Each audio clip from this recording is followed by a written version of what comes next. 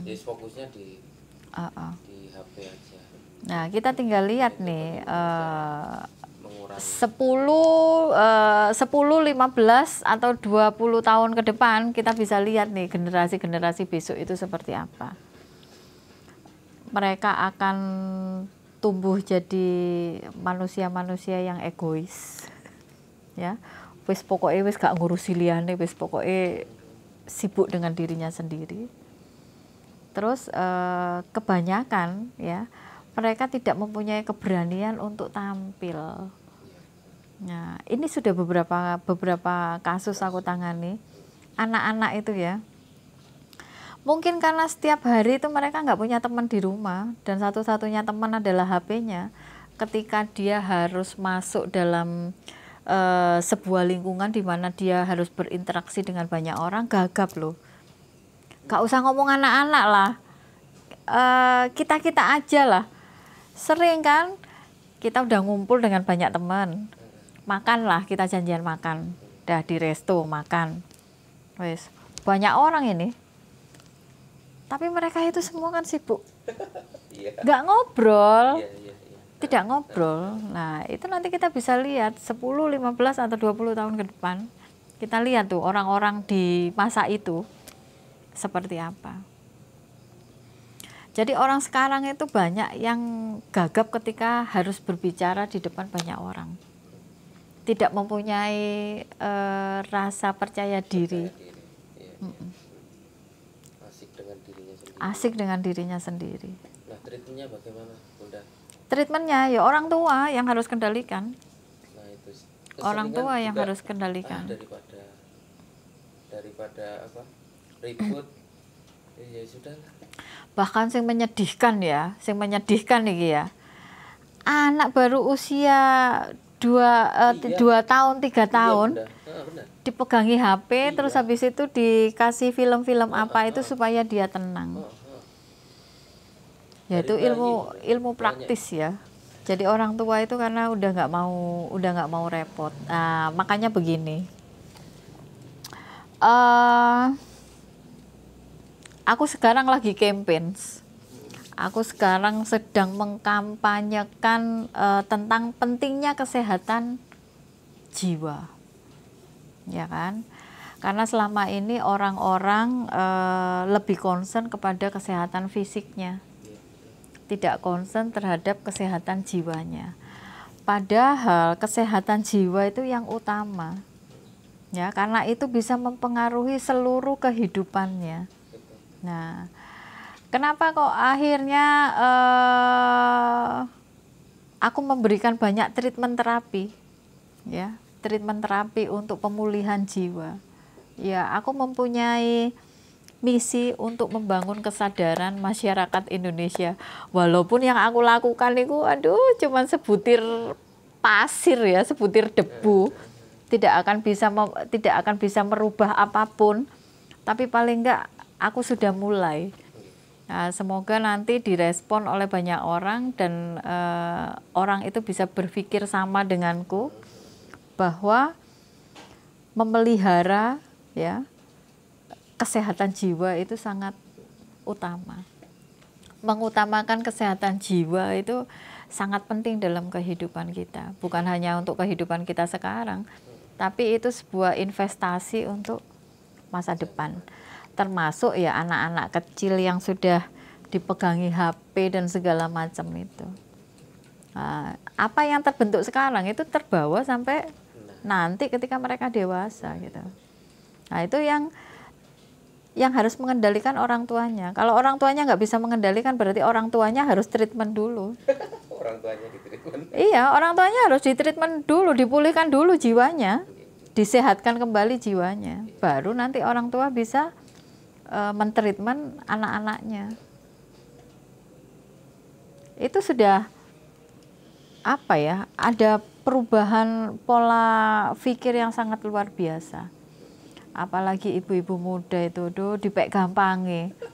Mereka itu tidak berpikir ini manusia kecil itu suatu saat akan menjadi manusia dewasa ya, yang akan bisa mewarnai kehidupan.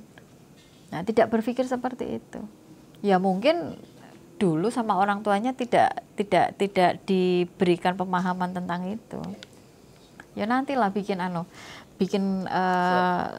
bikin kelas untuk pemberdayaan diri, pemulihan jiwa dan apalah yang bisa dilakukan nanti untuk sedikit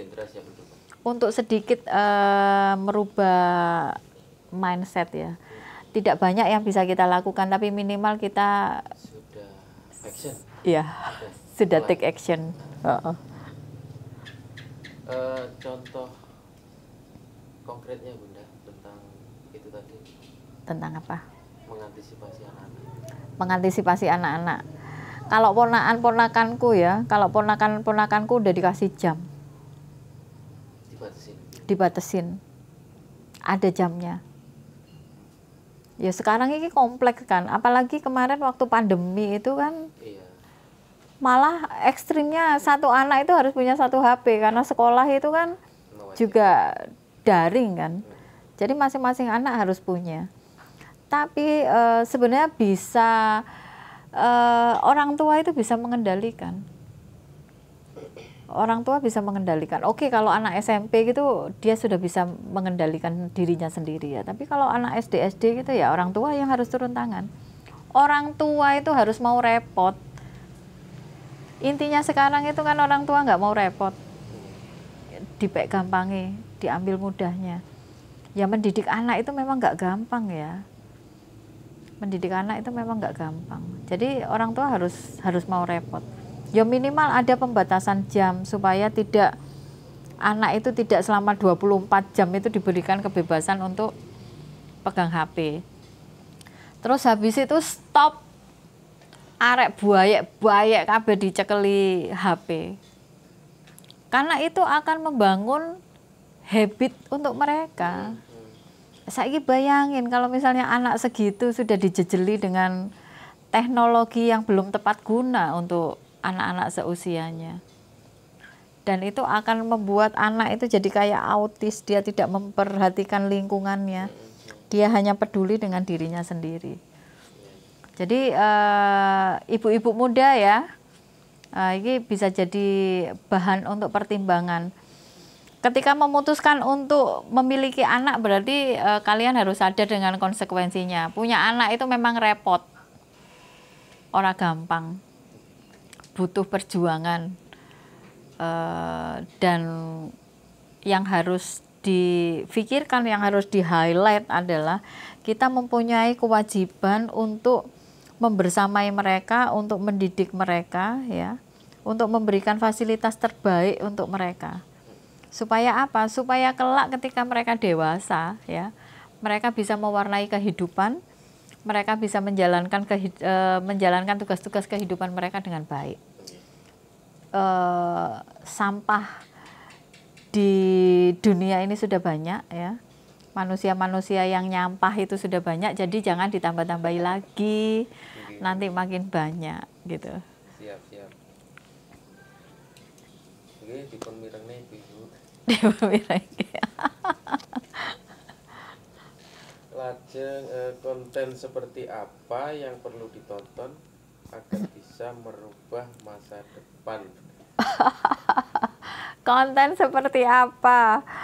Ya yang jelas konten-konten yang membangun, konten-konten yang memberdayakan, konten-konten yang bisa menjadi inspirasi untuk banyak orang. Ya. Yang perlu diingat, kita hidup sudah di zaman yang sangat modern. Sekali kita telat, itu udah kegiles dengan banyak informasi dan banyak teknologi-teknologi baru. Kita harus melek itu. Dan kita harus mengikuti. Kita harus melek teknologi dan kita harus mengikuti. Nah, tidak itu saja ya. Cari inspirasi itu yang cocok dengan kebutuhan kita, ya kan? Nggak perlu semua ditonton, tonton aja apa yang cocok, apa yang sekiranya masuk di logikamu, ya, sing sekiranya masuk akal itu ditonton, ya, sing nggak masuk akal nggak usah ditonton, gitu. Jadi benar-benar mengedepankan realitas yang ada. Oke, kita hidup di zaman modern, ya. Kita harus melek teknologi, kita harus mengikuti teknologi. Dalam berspiritual pun itu juga cari spiritual yang modern, supaya semua bisa terbangun bareng-bareng, ya kan? Sing mengedepankan logika, sing logik, gitu. Jadi konten-konten seperti itu ya, konten-konten yang membangun, konten-konten yang memberdayakan dirimu sendiri, yang bisa memberdayakan dirimu sendiri, konten-konten yang masuk akal ya, konten-konten yang itu relate dengan kehidupan atau relate dengan realitas kehidupan saat ini. Itu. Biar kita nggak kejebak. Atau butuh move on ya cari konten-konten motivasi. Konten-konten motivasi banyak sekali. Yang pengen membangun bisnis, ya sekarang kan banyak orang-orang yang membuat konten-konten tentang bisnis, itu kan juga banyak. Yang sedang mengembangkan spiritual itu juga banyak. Tapi ya itu, sing logis, yang logis aja. Saya juga terlalu condong ke YouTube sekarang, benar. Misalnya nggak bisa pekerjaan ini, ya udah tinggal lihat tutorialnya aja. Lah itu kitab akhir zaman ya. Aku selalu bilang sama teman-teman nih, oh YouTube itu kitab akhir zaman ya. Kita nyari apa aja di situ ada. Macam-macam wis ta. Mulai sing bermanfaat sampai sing gak bermanfaat blas. Mulai sing berfaedah sampai unfaedah itu ada semua. Jadi mau baik di YouTube itu ada, mau yang nggak baik di YouTube juga ada. Dunia di genggaman, benar. Iya, dunia di genggaman. Oke. Apa yang membuat mereka memiliki nasib beda padahal otaknya sama? Oke. Apa yang membuat mereka berbeda padahal Tuhan itu memberikan otak dengan kapasitas yang sama. Gitu ya. Oke. Menungso itu dilahirkan di dunia. Iki versiku ya. Jadi kalau misalnya ada yang berbeda ya nggak apa-apa ya. Perbedaan ini wajar dan kita harus belajar untuk bisa menerima perbedaan. Kalau menurutku ya, semua orang manusia dilahirkan di bumi ya, dilahirkan di dunia itu sudah dengan membawa 3 hal. Yang pertama, masing-masing manusia itu sudah membawa grand design hidupnya sendiri-sendiri. Ya. Terus yang kedua, masing-masing manusia itu sudah membawa karmanya sendiri-sendiri. Ya, yang harus diselesaikan. Terus yang ketiga, masing-masing manusia itu mempunyai tugas kehidupannya sendiri-sendiri. Nah, dan 3 hal ini gak iso diotak-atik iki. Jadi masing-masing orang itu bertanggung jawab atas 3 hal ini dan wajib melakukan 3 hal ini. Ya. Nah, orang-orang sukses itu ya bisa jadi memang tugas kehidupannya begitu. Ya. Bisa jadi memang karmanya begitu. Bisa jadi karena grand design-nya begitu. Ya. Memang dia diciptakan sebagai motor kehidupan lah. Itu boleh dianggap motor kan di kehidupan sekarang itu. Mereka itu kan. Itu motornya, ya. Mereka sudah ditakdirkan sebagai motor penggeraknya. Tapi dengan kapasitas, kalau kita kembali lagi dengan kapasitas otak yang sama, ya kenapa mereka bisa dan kenapa yang lain tidak bisa? Ya karena bisa memaksimalkan pikiran mereka masing-masing. Ya toh, gak usah ngelihat orang-orang itu. Kita aja kalau bisa memaksimalkan kapasitas pikiran kita, juga keren loh. Ya kan? Nah, gak usah ado-ado, itu contoh Libat, Deddy Corbuzier, ya toh. Terus orang-orang yang maksudku itu yang secara fisik itu bisa dilihat kemampuan mereka. Kalau misalnya orang kaya, ya lihatlah orang kaya yang di Indonesia itu yang mengendalikan perekonomian di negara ini, nggak usah jauh-jauh yang di dunia, Ya. Itu karena mereka bisa memaksimalkan kapasitas Iya. pikiran Lebih- mereka Lebih masing-masing. mengoptimalkan otak. Iya, ya 3 itu tadi loh, berani bermimpi besar, Iya. berani mewujudkan mimpinya, ya, berani untuk memberikan nilai tukar yang layak, memberikan daya terbaik, memberikan upaya terbaik, ya toh. Lah untuk yang orang-orang seperti mereka, ngerintisnya juga nggak mudah kan, memulainya juga nggak mudah, berdarah-darah. Kita hanya ngelihat sekarang aja kan, tapi prosesnya mereka kan juga luar biasa. Menurutku sih begitu. Ketika kita bisa memaksimalkan kapasitas pikiran kita, bisa memaksimalkan kapasitas otak kita, ya apapun bisa. Bisa terwujud ya. Apapun bisa terwujud.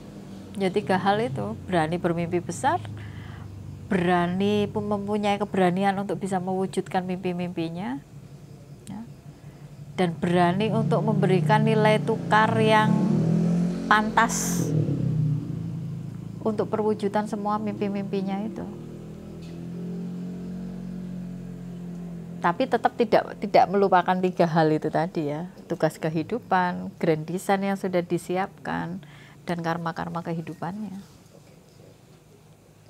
Dan itu nggak bisa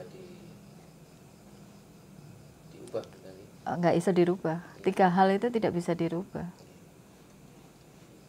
Bunda, jika habis ini akan dimunculkan virus baru, bahkan ke depan tiap manusia akan ditanam chip, manusia akan dijadikan seperti robot. Nah, bagaimana menghadapi itu semua, Bunda? Katanya kan begitu. Katanya begitu. Dan kita juga belum tahu kebenarannya kan. Jadi menurutku ya, aku beberapa kali ditanyai ini. Jadi menurut ya banyak udah banyak yang concern ke sana, dan sudah banyak yang mulai nervous, ini bener nggak kehidupan nanti itu begini begitu.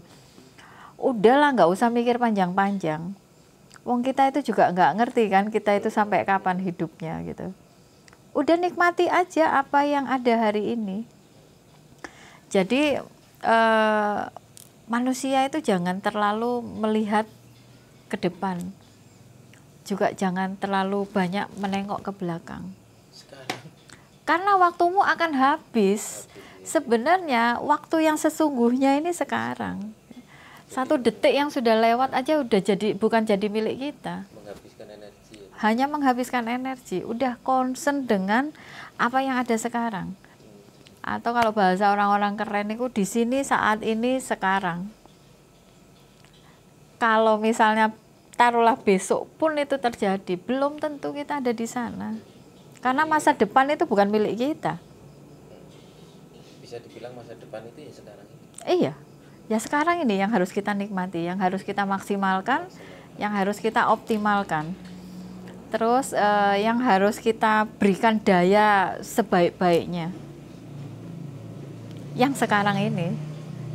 Jadi orang kalau fokusnya di sekarang, itu orang itu mudah happy, mudah gembira.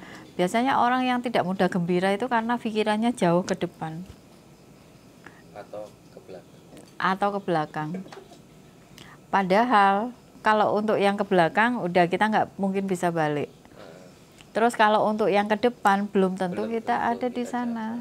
Jadi benar-benar kita harus fokus di sini saat ini sekarang, itu yang harus kita optimalkan, kita maksimalkan, dan kita nikmati. Karena hidup yang sebenarnya itu ya saat ini. Saat ini.